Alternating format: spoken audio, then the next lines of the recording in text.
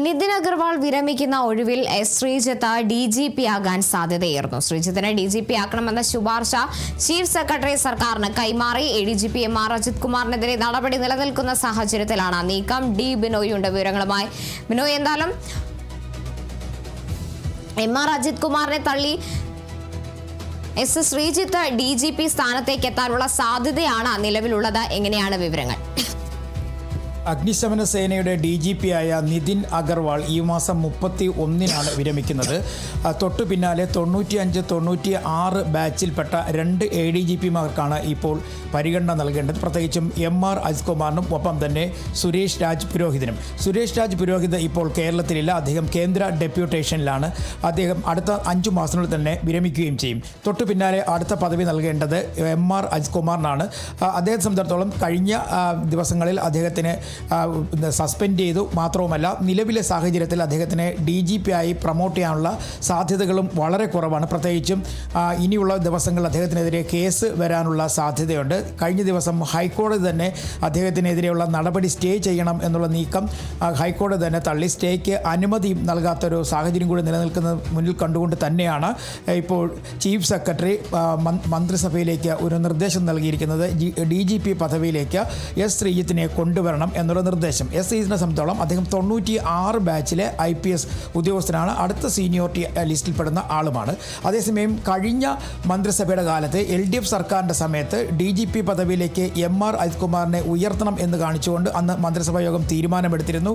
അന്ന് screening committee കൂടിയതിന് ശേഷം MR Ajith കുമാറിൻ്റെ പേര് നിർദ്ദേശിക്കുകയും ചെയ്തിരുന്നു. പക്ഷേ ആ ലിസ്റ്റ് ഇപ്പോഴത്തെ സർക്കാർ അംഗീകരിക്കില്ല. കാരണം ഇവിടെ നടപടികൾ നേരിടുന്ന ഒരു സാഹചര്യത്തിലാണ് ഇപ്പോൾ അദ്ദേഹത്തിൻ്റെ പേര് ഒഴിവാക്കിയിട്ട് പകരം ശ്രീജിത്തിനേക്ക് നൽകാൻ ഉദ്ദേശിക്കുന്നത്. അതേസമയം വീണ്ടും ഒരു പ്രതിസന്ധി കൂടി നിലനിൽക്കുന്നുണ്ട്. ഇനി സുരേഷ് രാജ് പുരോഹിതന് 5 മാസം കൂടി ബാക്കി നിൽക്കുന്നു. അദ്ദേഹത്തിന് 1 മാസം കൂടിയാണ് കേന്ദ്ര ഡെപ്യൂട്ടേഷൻ്റെ കാലാവധി ഉള്ളത്. അതിനുശേഷം കേരളത്തിലേക്ക് മടങ്ങി വരികയാണ് എന്നുണ്ടെങ്കിൽ ഈ DGP പദവിക്ക് അർഹൻ സുരേഷ് രാജ് പുരോഹിതാണ്. അങ്ങനെയാണെന്നുണ്ടെങ്കിൽ അദ്ദേഹം ആ പദവിക്ക് അവകാശവാദം ഉന്നയിച്ചാൽ ശ്രീജിത്തിന് പിന്മാറേണ്ടി വരും. ആ ഒരു പ്രതിസന്ധി കൂടി നിലനിൽക്കുന്നത് കൊണ്ട് തന്നെ ആലോചിച്ച് ഒരു തീരുമാനത്തിലേക്കായിരിക്കും ഒരു പക്ഷേ മന്ത്രിസഭ കടക്കുക. നിലവിലെ സാഹചര്യത്തിൽ ശ്രീജിത്തിനാണ് സാധ്യത ഏറുന്നതെങ്കിൽ തന്നെയും ഇനി സുരേഷ് രാജ് പുരോഹിത് മടങ്ങി വന്നാൽ ഒരു പക്ഷേ DGP പദവി അദ്ദേഹത്തിന് തിരിച്ച് നൽകേണ്ടി വരും. നിലവിൽ ഇങ്ങനെ ഒരു പ്രതിസന്ധി കൂടി സർക്കാരിൻ്റെ മുന്നിലുണ്ട്. അതുകൊണ്ട് ഇന്നത്തെ മന്ത്രിസഭാ യോഗത്തിൽ ഒരു പക്ഷേ അന്തിമ തീരുമാനത്തിനുള്ള സാധ്യത കുറവായിരിക്കും. പക്ഷേ എങ്കിൽ തന്നെയും ഇന്നത്തെ മന്ത്രിസഭാ യോഗത്തിൽ സംബന്ധിച്ച് തീരുമാനം എടുക്കണം എന്നൊരു അജണ്ട കൂടി ഉൾപ്പെടുത്തിയാണ് ചീഫ് സെക്രട്ടറി ഈ വിവരങ്ങൾ മുന്നോട്ട് വെച്ചിട്ടുള്ളത്.